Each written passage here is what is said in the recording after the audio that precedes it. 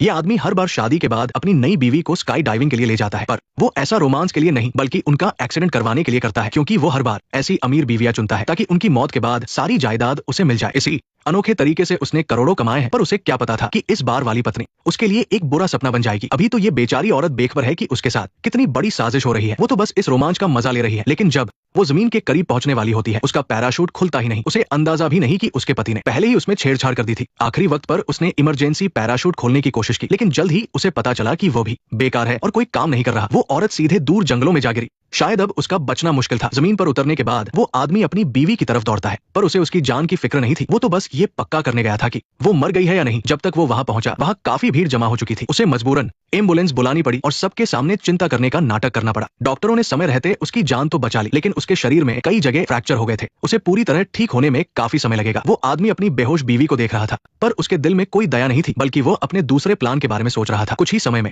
उसकी पत्नी जेनी काफी हद तक ठीक हो गई, बस अभी चल नहीं पा रही थी। उसका पति कोल ऐसा नाटक कर रहा था कि किसी को शक न हो। वो फूलों और मीठी बातों से जेनी को खुश रखता था। मैंने डॉक्टर से बात की, उन्होंने कहा कि भगवान तुम्हारे साथ है और अब वो मेरे साथ भी है। इसके बाद आने वाले दिनों में जेनी ने ठीक होने के लिए कड़ी मेहनत की। वहीं दूसरी तरफ उसका पति कोल फिर से नया जाल बुनने लगा। उसने बार में एक लड़की से दोस्ती कर ली। मानना पड़ेगा, इस आदमी में गजब की चमक है, लेकिन उसे नहीं पता कि उसकी पोल अब जल्द ही खुलने वाली है। एक दिन स्काई डाइविंग कंपनी का मैनेजर जेनी से मिलने अस्पताल आया और उसे एक ऐसी बात बताई जिसे सुनकर वो दंग रह गई। मैनेजर ने बताया कि पैराशूट के साथ जानबूझकर छेड़छाड़ की गई थी ताकि किसी को चोट पहुंचे। ये बात सुनकर जेनी को बहुत बड़ा झटका लगा। उसे यकीन नहीं हो रहा था कि इतना ख्याल रखने वाला पति उसे मारने की कोशिश करेगा। जेनी ने तुरंत घर जाकर कोल से सवाल किए, पर कोल भला अपना जुर्म कैसे मानता। उसने बहुत बहाने बनाए और जब बहाने काम नहीं आए तो वो इमोशनल ड्रामा करने लगा। भोली भाली जेनी उसकी चिकनी चुपड़ी बातों में आ गई और उसे माफ कर दिया, लेकिन उसकी इसी अच्छाई का फायदा उठाकर कोल के हौसले और बढ़ गए। जेनी को शांत करने के फौरन बाद वो अपनी नई गर्लफ्रेंड के साथ डिनर पर चला गया और वो सबके सामने उसे किस करने लगा। तभी जेनी की सहेली ने उन्हें देख लिया। कोल को समझ आ गया कि अब घर में कोहराम मचने वाला है। अगले दिन वही हुआ जिसका डर था।